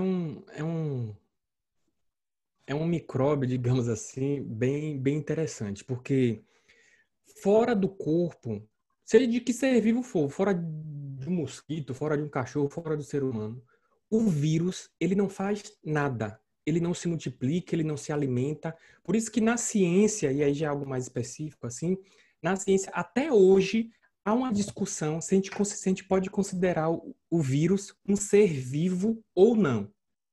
Porque fora de outro ser vivo, ele não faz absolutamente nada. É impressionante, né? Que nem a bactéria que se multiplica fora sei lá, em uma superfície, em uma bancada de hospital, entendeu?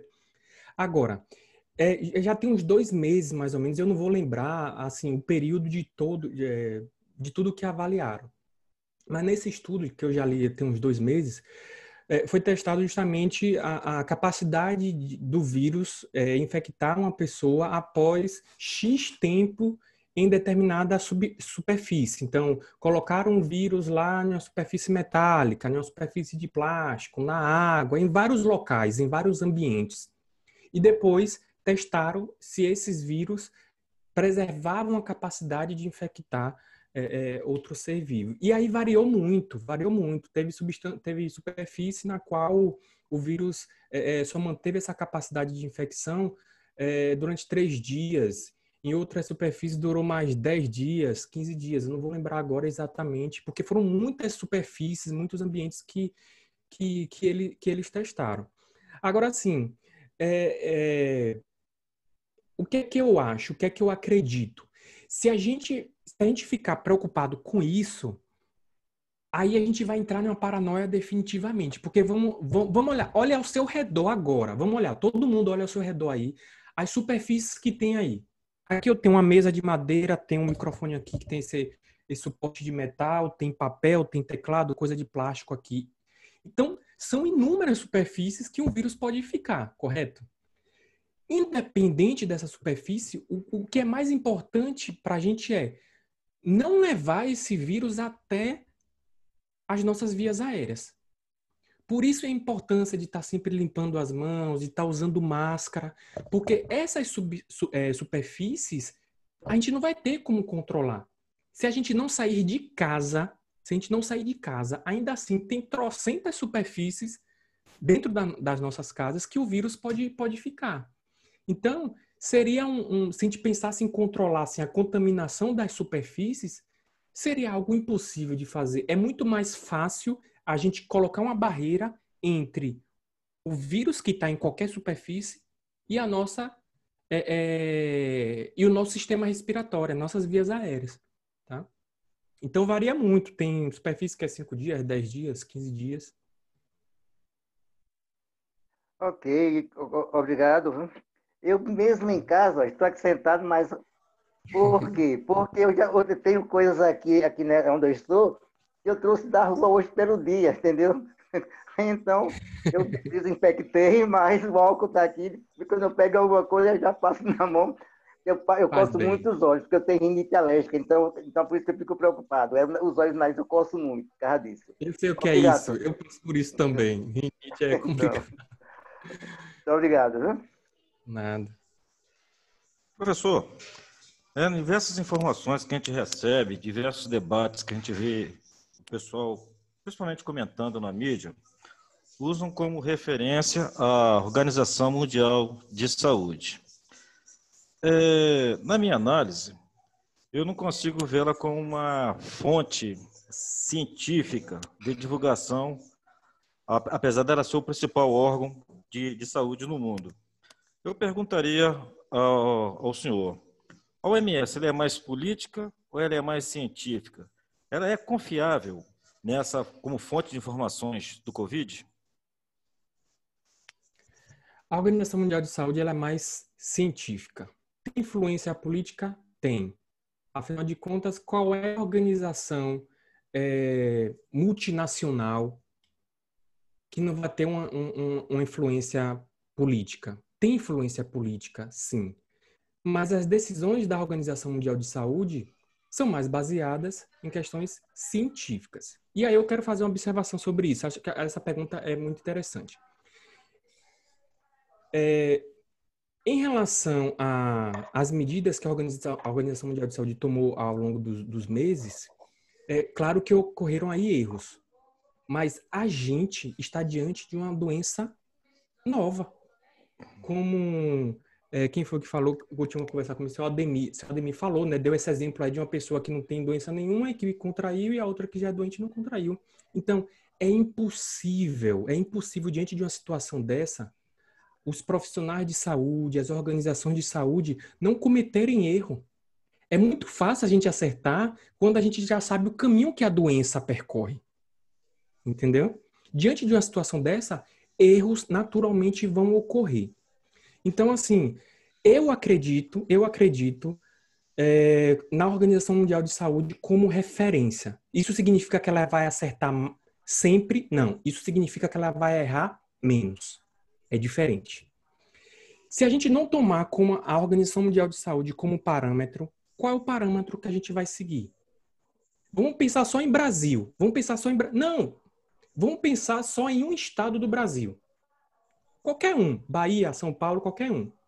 Se hoje a gente fizer um levantamento das medidas em termos de organização de unidade de saúde e tal, se a gente comparar cidades dentro desse mesmo estado, a gente vai perceber que tem variação. E aí, se a gente não levar em consideração o que a Organização Mundial de Saúde afirma, indica, eu vou levar em consideração o quê? A Secretaria Municipal de Saúde de Aracaju, a de Lagarto, a Secretaria Estadual, a de São Paulo, a dos Estados Unidos. A Organização Mundial de Saúde, ela, de certa forma, ela tem esse risco de cometer erro, mas esse risco é diluído. Por que diluído? Porque você tem um órgão ali que é colegiado e tem representante de todos os países, automaticamente de todas as vertentes políticas. Compreenderam? Então, é mais fácil, é mais difícil, digamos, eu errar. É um órgão que tem representante de todo mundo, né? É mais difícil ele errar do que uma secretaria de saúde estadual, municipal ou um ministério de um país. Porque ali só tem uma vertente política. Entendeu? Ali só tem uma vertente política. Lá na Organização Mundial de Saúde, não. Porque há brigas entre eles, inclusive financiamento, né? Começa a tomar uma decisão que um país não gosta, o país já vai lá, fecha a torneirinha e diz, olha, se for por esse caminho, eu vou diminuir a verba. Tá? Então, é isso. Erros vão acontecer. Ó, o exemplo que eu dei, né, que eu citei de países da Ásia, agora eu não estou lembrando exatamente se foi Taiwan ou foi a Coreia do Sul, não lembro exatamente. Que quando eles anunciaram que ia fechar as fronteiras, a Organização Mundial de Saúde criticou. Não, que é um absurdo e tal, e aí os representantes falaram, né? A gente sabe o que a gente passou com a epidemia de MERS, que é um vírus parecido com a Covid-19, né? Com o que causa a Covid-19. Então a gente não quer passar de novo, a gente vai fechar a fronteira, vai testar todo mundo e vai isolar as pessoas. No mês seguinte, explodiu a bomba no mundo todo. E aí agora a Organização Mundial de Saúde teve que lutar para convencer os países a fechar, a isolar. Coisa que antes ela havia criticado. Mas das organizações que a gente tem, é a mais confiável. Se a gente for negar a Organização Mundial de Saúde, então a gente tem que abrir mão de tudo que a gente conhece de saúde. Não é só de Covid, não. Porque todo o resto foi padronizado, tem diretrizes da Organização Mundial de Saúde, entendeu? Perfeito, perfeito. Eu pergunto se mais algum irmão, mais algum participante, ou participante feminina gostaria de fazer uso da palavra. Eu queria fazer uma última observação. Prossiga. Estamos aqui com a presença honrosa do nosso eminente Clairton de Santana, grão-mestre estadual. E eu gostaria que ele, nas suas palavras finais, fizesse um apelo aí ao nosso irmão Jantes para fazer parte, se ingressar na nossa ordem, porque eu não consegui até agora, não tive argumento necessário. Acha que é nepotismo, certo? Mas vocês veem que a gente está tendo um grande desperdício de talento no nosso meio. Então, eu acho que a palavra final do nosso eminente Clairton Santana talvez convença o professor Janson a repensar as decisões anteriores. Tenho dito. Já se sinta aí o professor Janderson já convocado. Eu vou passar agora a palavra ao nosso eminente irmão Cleito Santana e desde já vou manifestar aqui os nossos agradecimentos ao nosso irmão José Rocha Passos pela compreensão, pela colaboração, nos emprestando esse horário que hoje seria da loja Sérgio Goldar e que nós, do Grande Oriente do Brasil, Sergipe, estamos utilizando. Então, nossa gratidão e a nossa profunda homenagem ao nosso irmão José Rocha Passos por ter cedido para nós este horário. Com a palavra, o eminente irmão Cleito Santana, grão-mestre estadual do Grande Oriente do Brasil, Sergipe.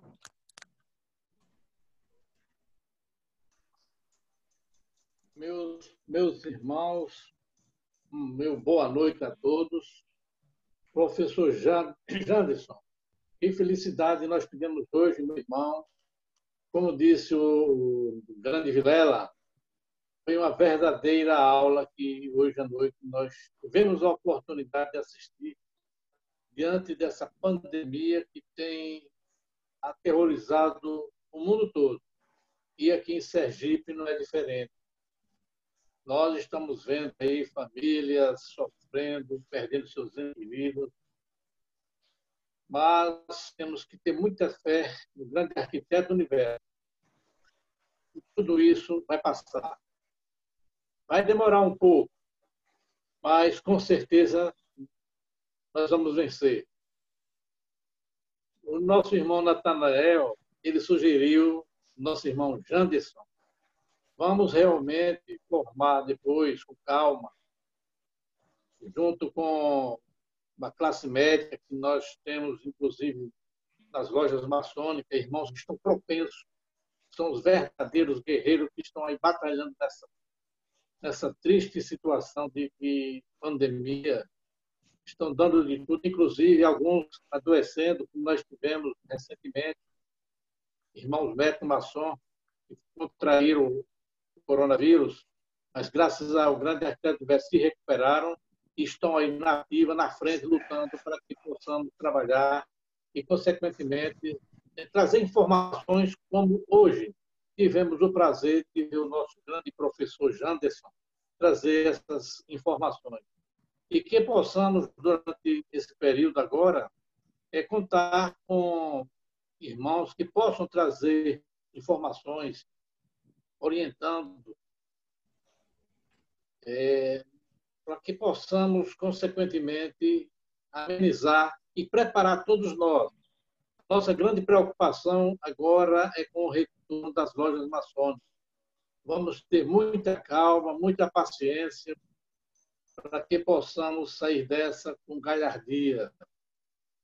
Não vai ter vencido nem vencedores. Nós temos que perseverar naquilo que é direito, e direito de todos. O cuidado à saúde é primordial para que possamos atravessar essa situação difícil. Portanto, professor Janderson, desde já nós vamos precisar da sua colaboração junto com outros pessoal da saúde e que possamos formar uma equipe e, consequentemente, trazer maiores informações para todos nós maçons, principalmente o pessoal do Grande Oriente do Brasil. Nós temos médicos maçons, sobrinhos, sobrinhas, são médicas e, consequentemente, contando com o apoio de todos, nós iremos trazer boas informações de cuidado de todos nós. Muito obrigado, a nossa gratidão, porque hoje à noite nós realmente estamos felizes, professor Janderson. Muito obrigado, e muito obrigado, Natanael, por ter sugerido aí. Eu quero te fazer uma pergunta, Natanael. Você já convidou o professor Janderson para ingressar na ordem? Vamos aguardar, hein? Boa noite. Com essa sua ordem, amanhã mesmo estarei enviando um convite para que ele prefira Sérgio Goldar, certo? E comece a participar da nossa ordem. Muito bem. Eu aproveito, já que falou na Sérgio Goldar, Meu irmão Passos, a nossa gratidão por ter concedido esse espaço no dia de hoje, que era da loja Sérgio Godard, e cedeu para que o Grande Oriente do Brasil, Sergipe, pudesse, hoje à noite, estar junto com todos. A nossa gratidão e que Deus abençoe a todos. Eu amanhã estarei em uma reunião na grande loja do Estado de Sergipe, junto com o Sereníssimo Grão-Mestre e alguns irmãos da grande loja, quando então iremos com a comissão falar sobre o candidato Adriano, da loja Lealdade Coatiguibense, e aqueles que desejarem participar dessa comissão, nós agradecemos penhoradamente. Uma boa noite a todos e que Deus abençoe a todos. Muito obrigado. Bem, um abraço a todos. Agradeço penhoradamente a participação. Professor Janderson, não tem palavras para definir o que foi essa grande aula de hoje. Eu posso dizer que, da minha parte, já não temia tanto esse tal de Covid. Com essa aula, o meu temor ainda ficou menor. Não perdi o respeito, mas o temor está bem menor. Agradeço aí penhoradamente a sua participação, foi brilhante, de um brilhantismo enorme, e a gente conta agora com a vossa participação na nossa ordem. Desde já, seja muito bem-vindo. A todos os meus irmãos da loja Sérgio Godard, da loja Piauitinga, da Lealdade Coatiguibense, aquele abraço, muito obrigado pela presença e pela participação. Bom, quero agradecer muito aí pelo convite. Eu acho que... eu me sinto realmente, assim, na obrigação de divulgar informações verdadeiras e contribuir para que as pessoas se livrem um pouco, né, dessa polaridade política que tanto tem atrapalhado a gente, inclusive em questões de saúde. Quando vocês precisarem, procurem profissionais de saúde, né, pede a opinião de mais de uma pessoa, vai lá em sites diferentes, como eu comentei no início da nossa conversa, né? Isso é muito importante. Toda vez ali que o dedinho coçar para compartilhar uma reportagem que a gente não verificou, lembra lá daquela pessoa, né, que não tem mais um prato de comida na mesa, daquela família que perdeu entes queridos justamente por conta dessa confusão de informações que a gente está vivendo hoje. Nós não somos jornalistas, não ganhamos pelo furo da reportagem, aquela ânsia de enviar primeiro e tal. Não tem isso, né? Vamos contribuir para que a gente vença essa pandemia o quanto antes. Como o Roselito falou aí, né? A gente não é para entrar em desespero, não é para ter medo, é para respeitar. Se todo mundo respeitar, uma hora a gente vai sair dessa, Na história da humanidade, a gente já venceu aí a peste negra, a gripe espanhola, a gente vai vencer isso de novo. A humanidade não vai acabar com isso, não, que o mestre lá não vai deixar, não. Só que a gente precisa ter essa responsabilidade, a gente precisa fazer a nossa parte. Então, contem comigo. Agradeço pelos 2 convites, né? O convite de estar aqui com vocês hoje, o convite aí para participar da loja. A gente já teve uma conversa, né, seu Natanel, até com outras pessoas aí naquela confraria do vinho, mas foi justamente no período que logo depois começou a gente se afastou e tudo. Eu já recebi aqui aquele formuláriozinho de umas 3 pessoas aqui no WhatsApp.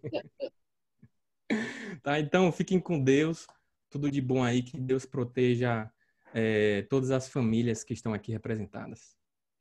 Perfeito. Muito obrigado a todos, fiquem com Deus. Nosso irmão Adriano Bandeira, ele o parabeniza pela brilhante palestra ao professor Janderson. Padrão, boa noite a todos e aquele abraço. Boa noite.